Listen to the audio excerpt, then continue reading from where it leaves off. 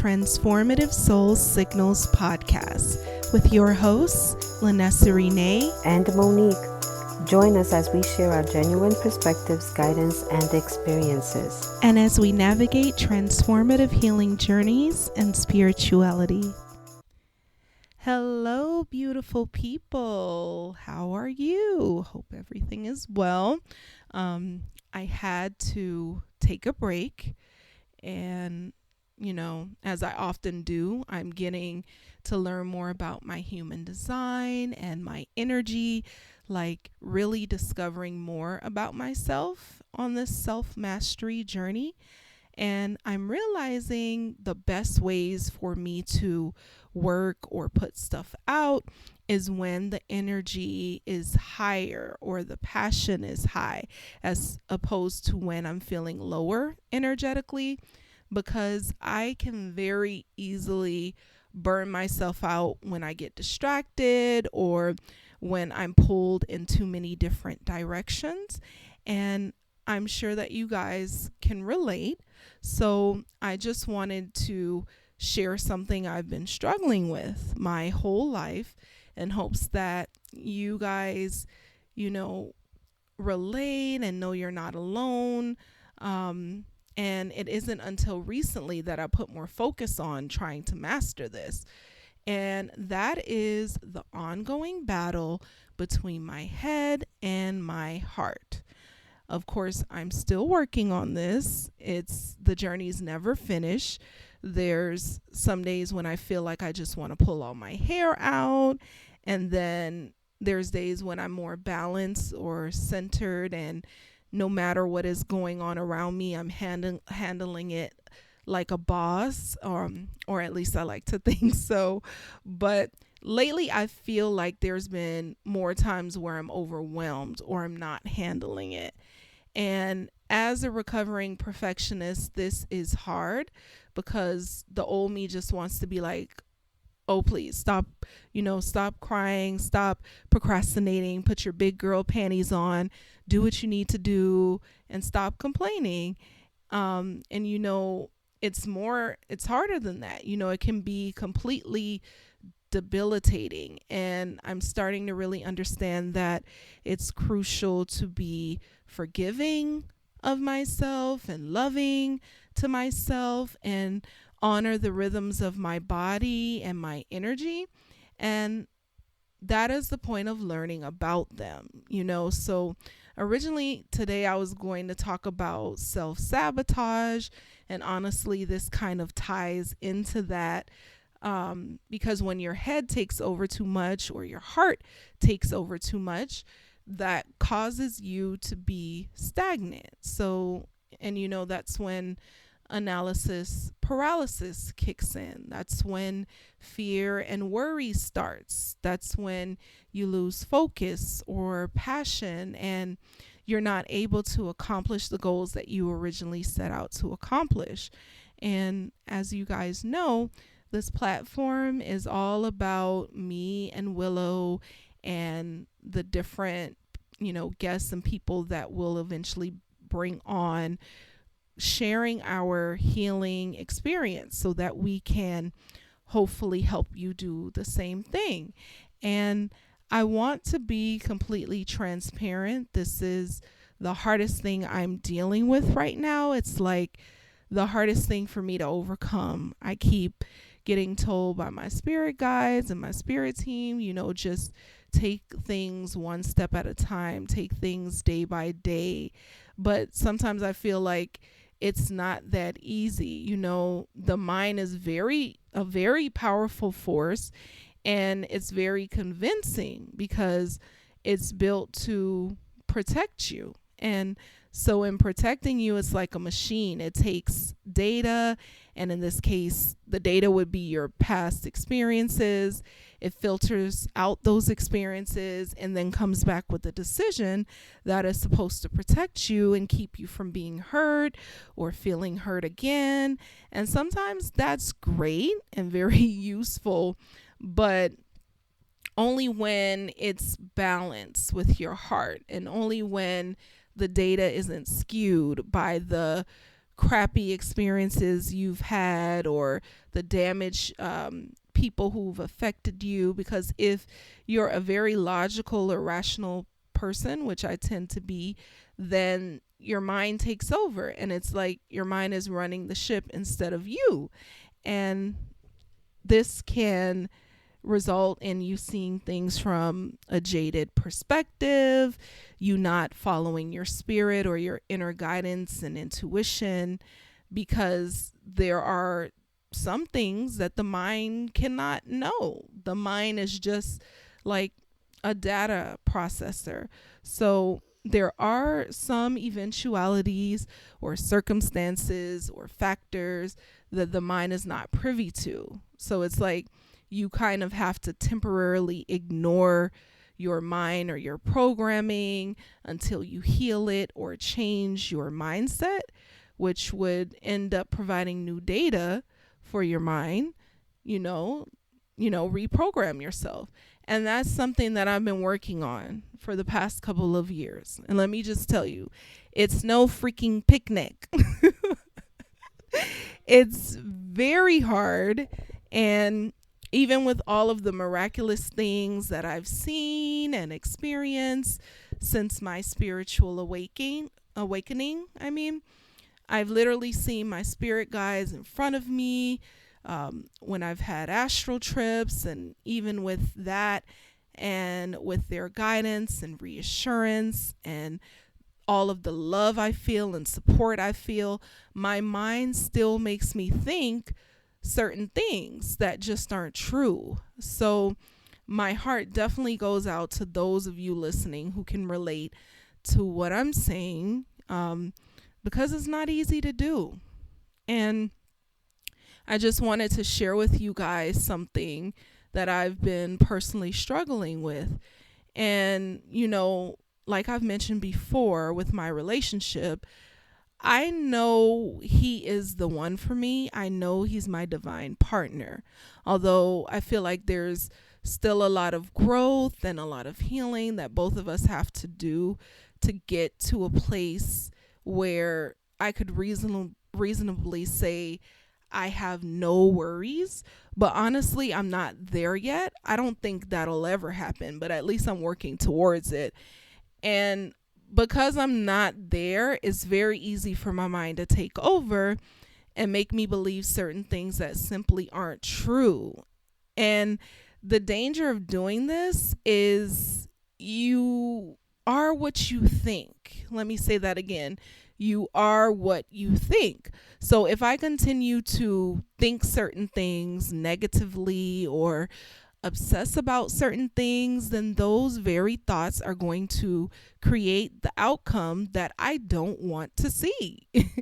And like I said, I'll be transparent.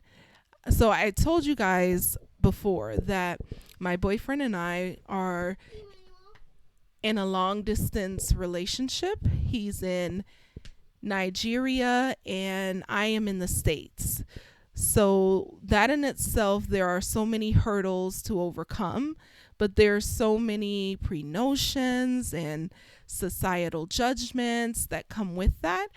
And I told you guys that I'm was a very rational, very logical. So this relationship is something that the old me would never be a part of.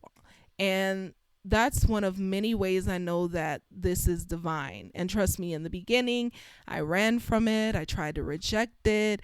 And my guides were not having it. They got me right back on track. I had a few tower moments so that my heart would open up to this man because he's the one for me. And like I said, this is something that I would never do. The amount of trust that I'm having to pull out of myself these days and put into my higher self and my guides is almost, and I'm not exaggerating, God tier. Like there's a lot of blind faith involved. So we're at a stage now in our relationship where I'm wanting to go over and visit him because we've never met in person. We've been together over a year.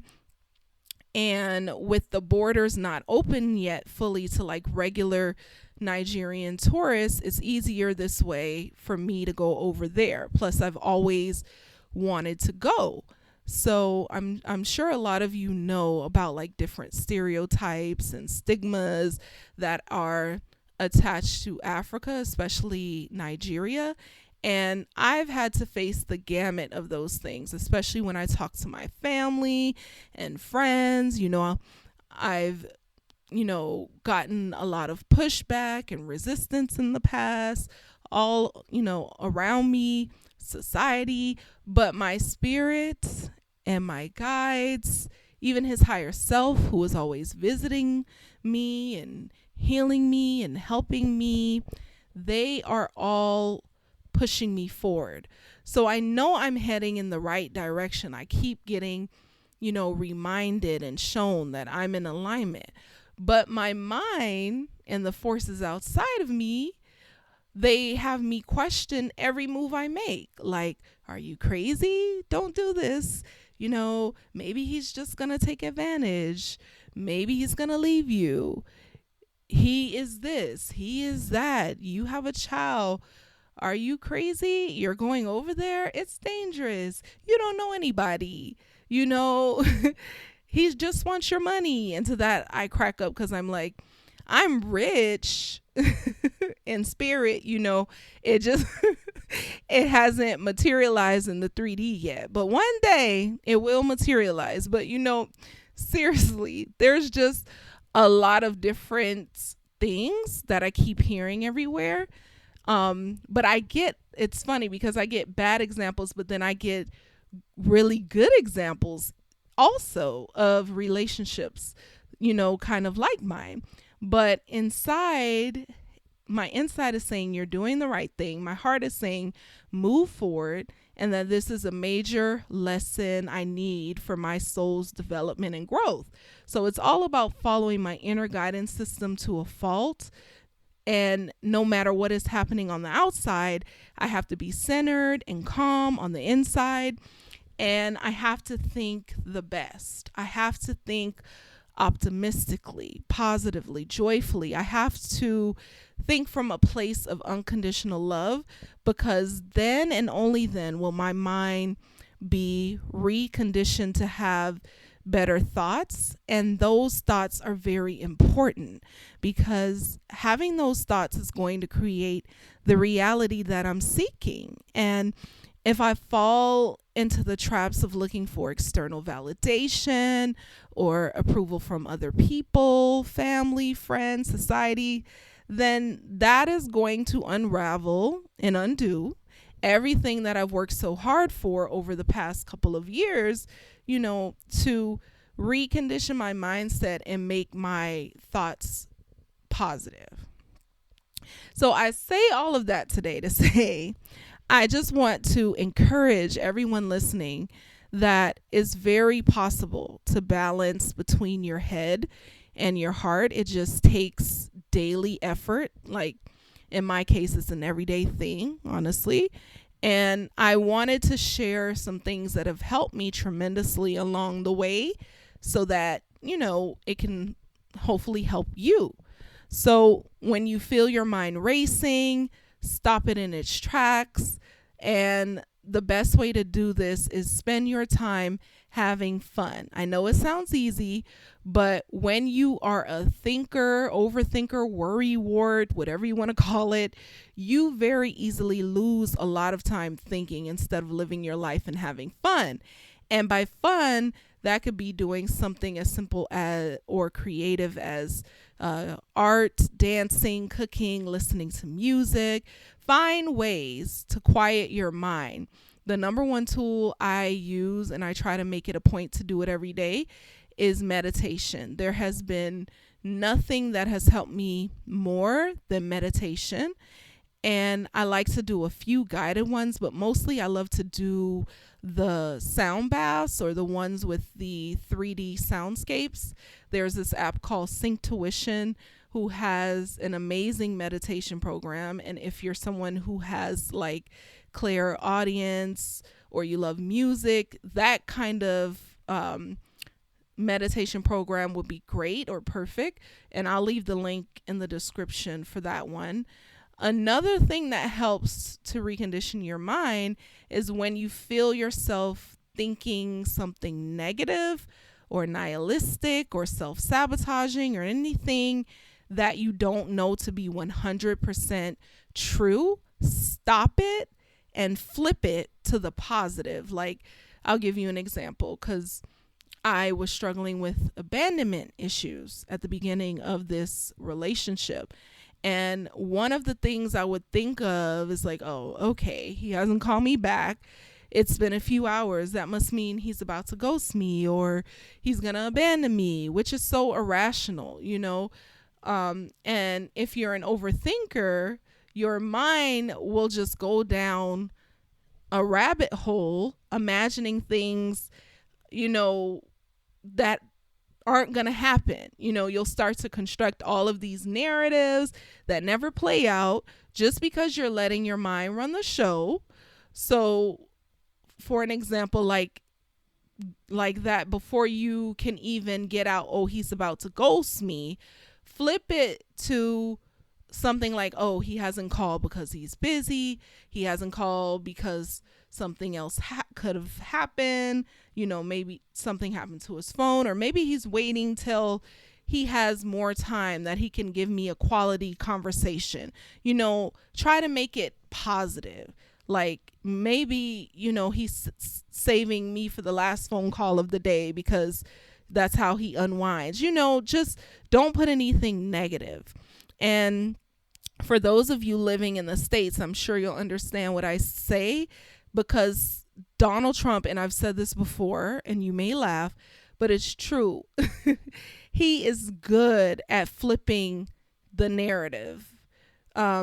He got so many people to support him by flipping the negative narratives to positive. Like, they would be like, oh, you're bankrupt and Trump Towers is bankrupt, and he would rephrase that. You know, he would be like, Trump Towers is rebranding and restructuring, and I don't know how to sound like him, but you know, see, he would flip it, you know, and flip the narrative. And that is something I notice a lot of visionaries and world changers and successful people do. Like, if you look at people like Steve Jobs or Bill Gates, these visionaries constantly flip the narratives, and that's why they're so successful, because they always think positively, or they think in a way that benefits them, and so their reality reflects back to them those positive thoughts. And any tools that we use for personal, like any tool that we use for personal growth, it's going to take practice, because I'm still practicing every day. But you know what? After a while, it gets easier, and your trips into the rabbit hole get shorter, and you're able to recognize your thought patterns more quickly and stop them in their tracks. You know, at least that's what I've been experiencing. So that's a good thing. It's amazing. It leads me to the number one thing I want you to take away, though, and that is to just be easy on yourself. Don't beat yourself up. Don't feel bad or guilty, especially if you fall back into old thought patterns after you've been healing, because that's just normal, and you're a human being, and that's a part of this experience. It's not about being perfect, because we were perfect before we came. It's about figuring out what we can make or what we can do with this imperfection that we were given.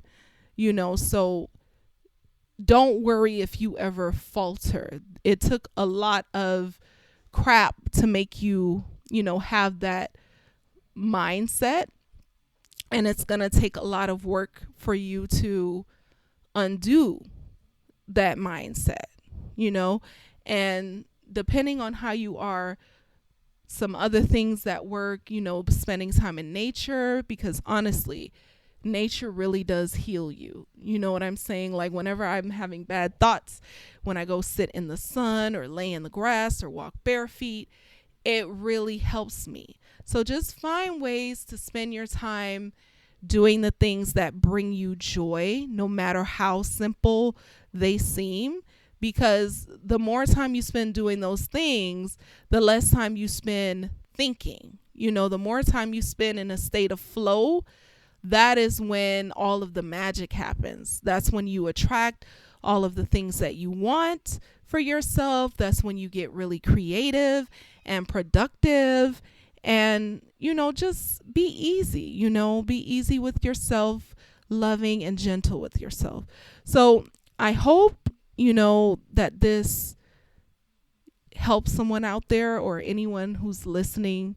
I know it's hard. Like, a number of the readings that I do for people, whenever I do like intuitive readings or tarot readings for clients, that is like the number one thing or theme that is recurring. Like, get out of your head, get into your heart, stop thinking so rationally, trust your intuition, trust your heart, open your heart, because we've just been so beaten up and bruised and damaged and, done so wrong through our life experiences that we have a hard time trusting the goodness of humanity and of people, So I encourage you guys to just be loving with yourself and take all the time that you need. It's not going to happen overnight, but you've got this. And as always, thank you for listening to today's episode. If you're interested in more, you can check out our blog at transformativesoulsignals.com. Goes a little deeper into the discussion. You can also follow us over on IG, Facebook, or TikTok at Transformative Soul Signals for more content or to continue on the conversation. Have a comment or a question you need help with? Well, you can send us a recording or message to info@soulsignalspodcast.com that we may even end up featuring on the show. Till next time, take care.